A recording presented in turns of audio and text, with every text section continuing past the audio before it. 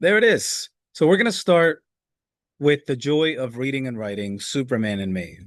Again, we're practicing the skill of reading like a writer. The entire course surrounds this idea of reading carefully, looking for specific things that writers do in order to imitate them, maybe in our own writing, but more importantly, in order to analyze what the text might be saying to us. So I'm going to start with the title, The Joy of Reading and Writing, Superman and Me. I want you to take a second and I want you to think about the title and I want you to comment in the chat, whatever comes to you when you think about the joy of reading and writing. Think about the word, the joy of reading and writing. The title could have been Reading and Writing, Superman and Me. It is about him learning to read and write. And through the comic book Superman, right? So it could have said reading and writing, Superman and Me. Why the joy of reading and writing? Also consider when you read the text, if if there's a lot of joy in it, right? Question that as you go on. Titles matter. Sometimes, I want to say most of the time, titles are written lastly. They are the last thing you write because at that point, you know everything you were trying to say. So think about that, the joy of reading and writing. Also, think about Sherman Alexie, who is a Native American. So think about how that experience can influence the way this text goes. Yep. Okay, here we go. Let's get started. I learned to read with a Superman comic book. Simple enough, I suppose. I cannot recall which particular Superman comic book I read, nor can I remember which villain he fought in that issue. I cannot remember the plot, nor the means by which I obtained the comic book.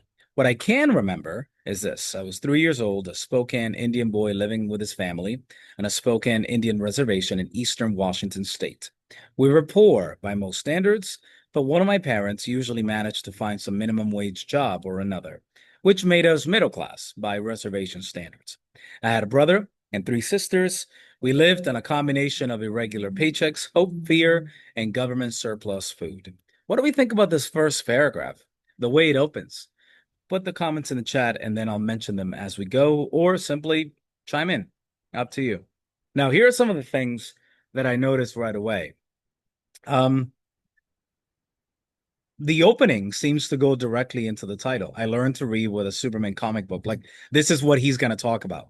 He told us everything in that one line, right? Also, look how short these sentences become. I learned to read, simple enough, I suppose.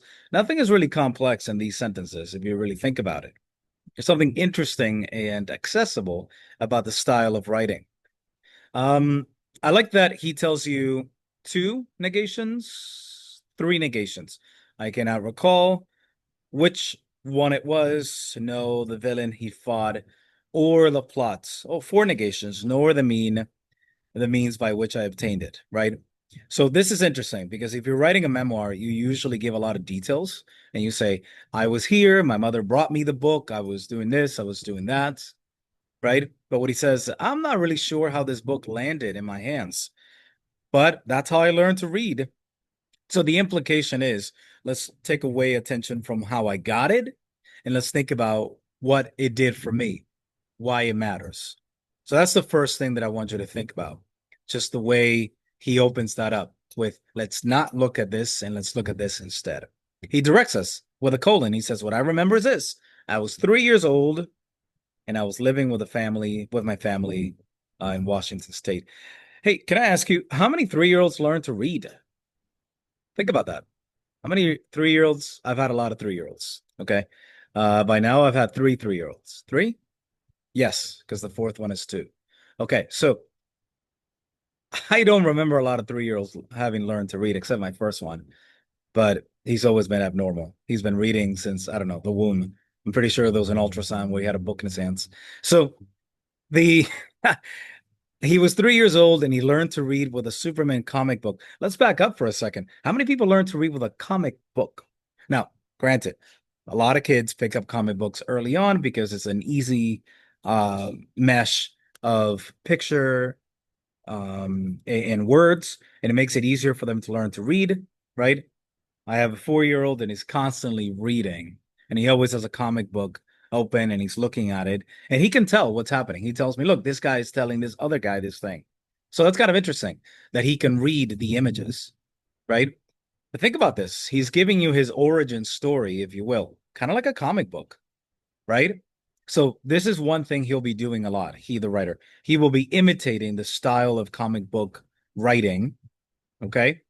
And he will be imitating the style of comic book writing. And in the process, he will be he will be imitating the style and in the process revealing how he learned to read and write. Okay. So, sorry, give me 1 second. I'm trying to make sure my computer doesn't restart. It seems to be scheduled in some way.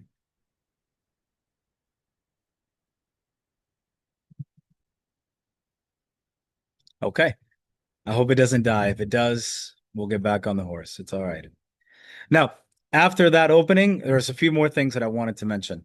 I find it sort of comedic that he says that we were poor by most standards, but when one of the parents managed to find a job, minimum wage, mind you, made them middle class by reservation standards.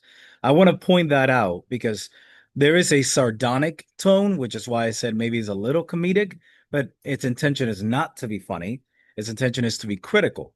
So in every text, there's always a main conversation that is happening. How I learned to read and write by reading a comic book and what reading means to me. But there's also a second conversation happening. The second conversation is the one we don't have, but it is implied in the text. And this second conversation is about the socioeconomic standing of the Native American in the United States. That's the second conversation that he's having, though he's not telling us immediately. He's laying down the foundation for it coming up later.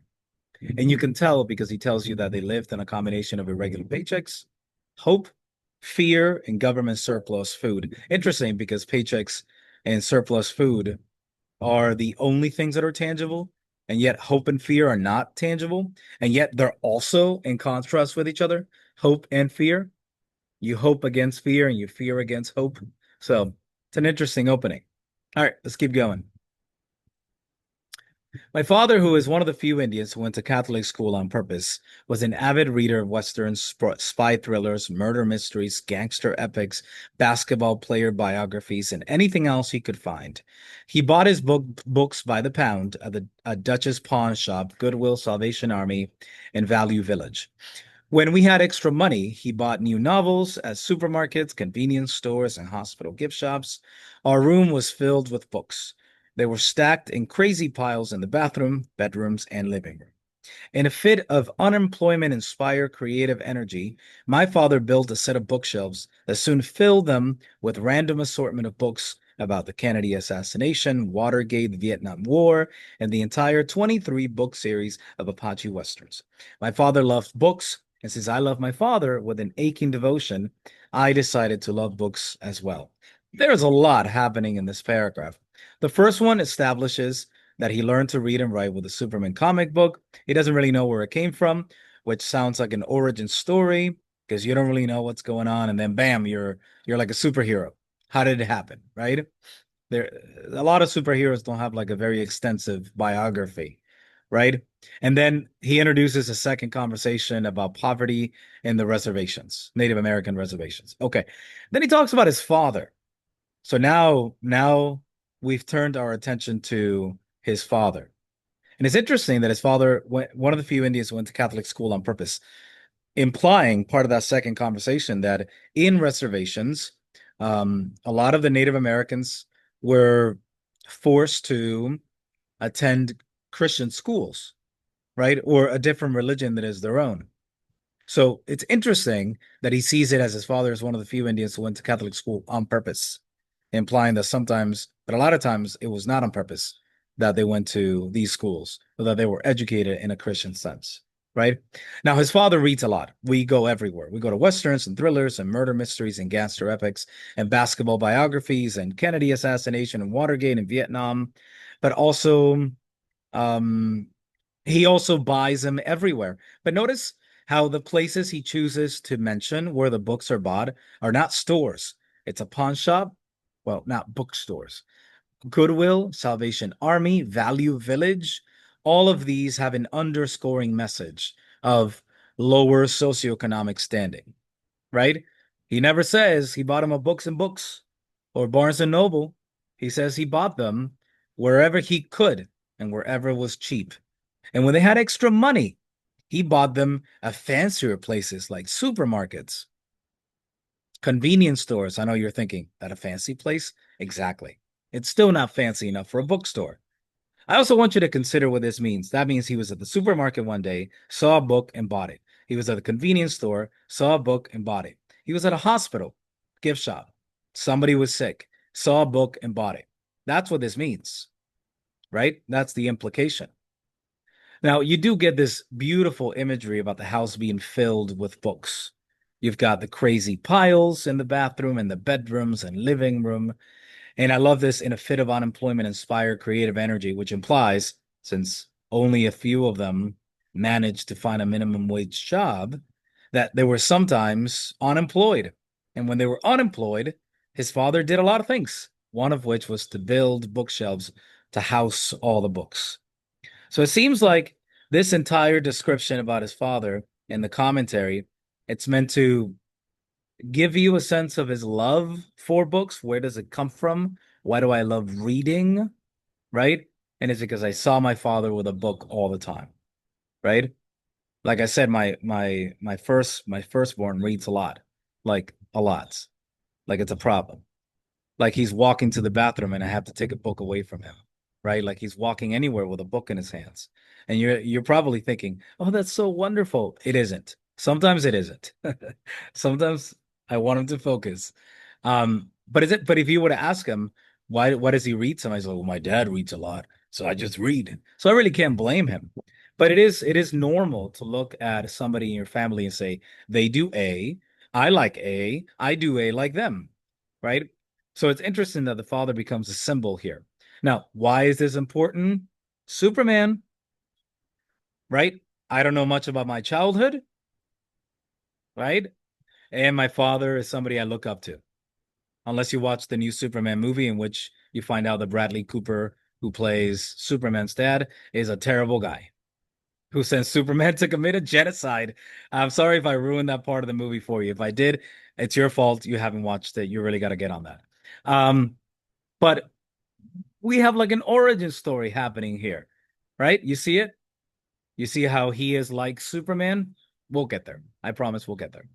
I can remember picking up my father's books before I could read. The words themselves were mostly foreign, but I still remember the exact moment when I understood, and with a sudden clarity, the purpose of a paragraph. That's what this whole paragraph is about.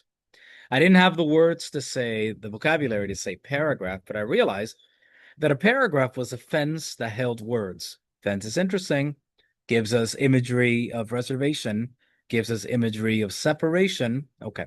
The words inside the paragraph work together for a common purpose. They had some specific reason for being inside the same fence. This knowledge delighted me. Joy. I began to think about everything in terms of paragraphs.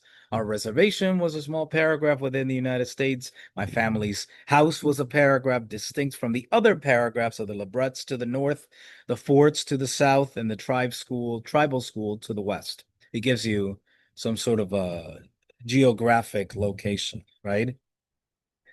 Inside our house, each family member existed as a separate paragraph, but still had genetics and had common experiences to link us, like we're an essay of sorts. Now, using this logic, I can see my changed family as an essay, he tells you, of 7 paragraphs. Mother, father, older brother, the deceased sister, my younger twin sisters, and our adopted little brother. There's a lot happening here. First, he's using this paragraph as an analogy for the value of a paragraph. And he talks about he grounds the metaphor of paragraph in the idea that a paragraph is a unit of thought, okay? That creates a fence that puts words inside of it. But then when he breaks it down, he realizes that there are paragraphs within paragraphs, like the reservation was a small paragraph within the United States. But I also want you to notice how the second conversation is coming up again. How valuable is are Native American reservations in the United States? Well, they are a small paragraph within the history of the United States. Do you see that? Do you see that? He doesn't say a paragraph, he says a small paragraph. And the implication is, it has been so far, that somehow it is smaller, less, maybe not as important, not as valuable. And you're probably wondering, are you making meaning? Yeah, maybe a little bit, but I think it's consistent with the rest of the text. I don't think there's anything in here that would negate what I'm saying. So, my family was a paragraph different from the other paragraphs of the other families who were within the reservation. So he's got like the United States, the main paragraph, and then there's a tiny little paragraph, which is the reservation. And within that, he is a tiny little paragraph within a larger thing. Does that make sense? And in fact, by the time he gets to the end, he thinks about his family as an essay. His family is an essay with 7 paragraphs, and he is one of the paragraphs within the essay. So he's transferring this idea. A paragraph becomes an essay. It's like when you're focusing in a microscope, that would seem big once you zoom in. Now is sorry, not that which seems small once you zoom in, now it's bigger.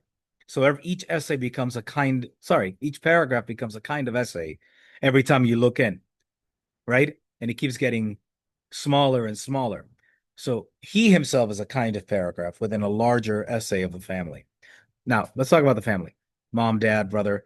How come deceased sister is the?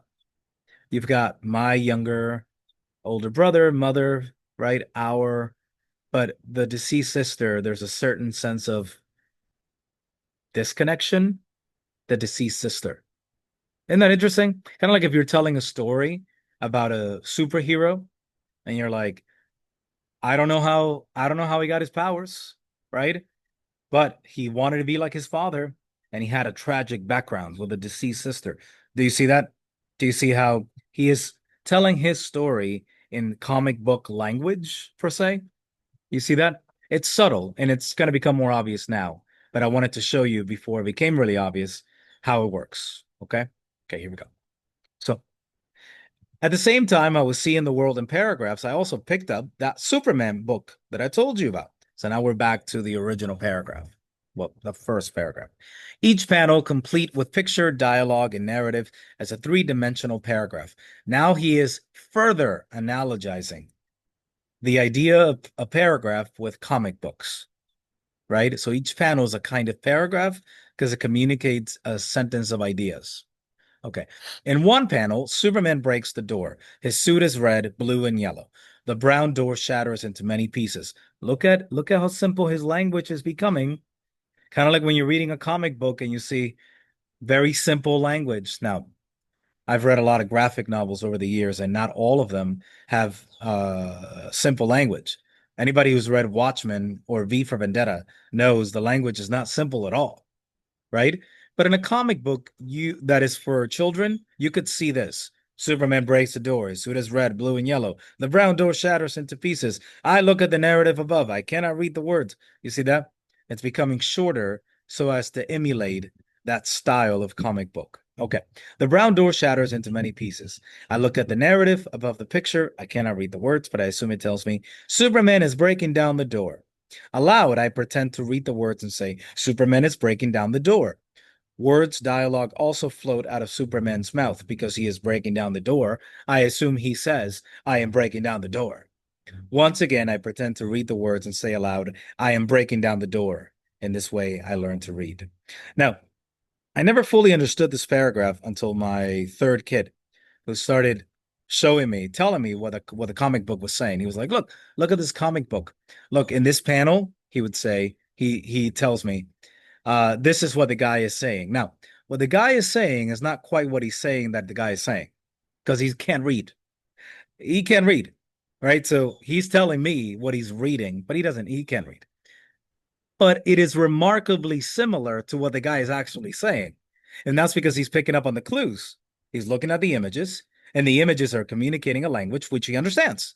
So it totally makes sense, right? What he's doing. So, in the same way, Sherman Alexie is looking at the comic book and saying, well, Superman must be saying, I'm breaking down the door because he's breaking down the door, right? So the sign above the door must say, Superman is breaking down the door. He's making meaning. Now let's talk about Superman breaking down the door. That is interesting. How come Superman is breaking down a door? Of all the things he could do, why break a door? Right? Is there a sense of metaphor here? Breaking down barriers? breaking down separations. Is that the idea? Look how he switches from Superman is breaking down the door to I am breaking down the door. So as he is reading, he says aloud, meaning Sherman Alexie, I am breaking down the door. In one paragraph, he transitioned from telling me what Superman is doing and saying to what he is saying. So he analogizes himself with Superman. He is breaking down the door. All right. So this paragraph is going to become a big metaphor for us, a big metaphor for this idea of breaking down barriers, breaking down expectations, breaking down, well, what expectations have we been talking about? He's Native American, they are poor, they're in a reservation, right? So I want you to think about that because this section is very metaphoric. There isn't a whole lot, metaphors are in the air, right? But he's now going to give you details that are going to tie down those floating metaphors about breaking down the door, right? Okay, let's look at these examples. This might be an interesting story all by itself. A little Indian boy teaches himself to read at an early age and advances quickly. He reads Grapes of Wrath in kindergarten when the other children are struggling through Dick and Jane. If he had been anything but an Indian boy on a reservation, he might have been called a prodigy. But he is an Indian boy living on a reservation and is simply an oddity. He grows into a man who often speaks of his childhood in third person, like he's doing right now, as if it will somehow dull the pain and make him sound more modest about his talents. He's continuing this idea of how he becomes Superman, how he becomes his own superhero. Now, a superhero to his people, perhaps, because that's sort of like what Superman does, right? He's not super Krypton. He is Superman, right? Even though he's not a man, he's Kryptonian, but he's chosen to become super for the people that he represents, which is the people of Earth, right? So in many ways, maybe he had aspirations of becoming a model, an influence to the Native American community. Here we go. A smart Indian is a dangerous person, widely feared and ridiculed by Indians and non-Indians alike. I fought with my classmates on a daily basis. They wanted me to stay quiet when the non-Indian teacher asked for answers, volunteers, for help. Why? Because we're supposed to be dumb. Don't raise your hand. We were Indian children who were expected to be stupid, he tells us. Most lived up to those expectations inside the classroom, but subverted them on the outside. They struggle with basic reading in school inside, but could remember how to sing a few dozen powwow songs outside. They were monosyllabic, one word, in front of their non-Indian teachers, but could tell complicated stories and jokes at the dinner table. This kind of feels interesting as well because Superman is not like everybody else. In the same way, the Native Americans seem to be taught and be surrounded by non-Indians, right? So it's becoming a pretty good analogy to look at himself through the lens of Superman. They submissively ducked their heads when confronted by non-Indian adults, but would slug it out with the Indian bully who was 10 years older. As Indian children, we were expected to fail in the non-Indian world. Those who failed were ceremonially accepted by other Indians and appropriately pitied by non-Indians because everybody expected them to fail. But he says, I refused to fail. I was smart. I was arrogant. I was lucky. I read books late into the night. This is how books saved him until I could barely keep my eyes open. We every superhero needs a superpower, right? The thing that makes them special, right? I read books at recess, then at lunch, and a few minutes left. I had and finished my classroom assignments. I read books in the car, and now we're going to go everywhere. He's going to be very much like his dad right now. When my family traveled to powwows or basketball games and shopping malls, I ran to the bookstores and read bits and pieces of as many books as I could. I read the books my father brought home from the pawn shops in secondhand. I read the books I borrowed from the library. I read the stacks of cereal boxes, the backs of cereal boxes. I read the newspaper. I read the bulletin posted on the walls of schools, the clinic, the tribal offices, the post office. I read junk mail. I read auto repair manuals. I read magazines. I read anything that had words and paragraphs. I read with equal parts joy, there's a title, and desperation. It's not the joy and desperation of reading and writing, it's the joy of reading and writing. And yet there is desperation because you want to get out of your situation, right? I'm sure people in low socioeconomic standings look at sports as a way out. They look at music as a way out. And he is saying reading was my way out. Becoming literate, becoming better was my way out. Right?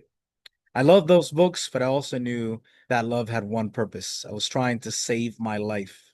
There's a superhero thing that I was talking about. But despite all the books that I read, I'm still surprised that I became a writer. I was going to be a pediatrician. These days, I write novels and short stories, and here we go. I visit schools and teach creative writing to Indian kids. In all my years in the reservation school system, I was never taught how to write poetry, short stories, or novels. I was certainly never taught that Indians wrote poetry, short stories, and novels. Writing was something beyond Indians, right? I cannot recall a single, and we live in a world where reading and writing is still an indication of education. Those who read and write well are respected, and those who don't are not. We're still living in that world. I'm sure ChatGPT is going to change that in a few years, but still, for now, that is still a valuable thing, which is why he says reading and writing was important, right? And he looks at him and says that these these Indians are looking at him with bright eyes and arrogant wonder. They're trying to save their lives, which is why when they ask him how to get better, he says, books, I say them, books, I say. I throw my weight against their locked doors. The door holds. I'm smart. I'm arrogant. I am lucky. I am trying to save our lives. And it's interesting that we're back to that door metaphor and breaking down the door, right? Now he is holding down the door, much like the Superman analogy from earlier. He is becoming a superhero, a model figure in the Native American community, right? Much like all other communities that are either impoverished or minorities or marginalized in any way have always relied on role models to lift them up, right? Because as the role model goes up, the community goes up. He is also becoming that kind of superhero. All right, okay. I'm going to pause the recording.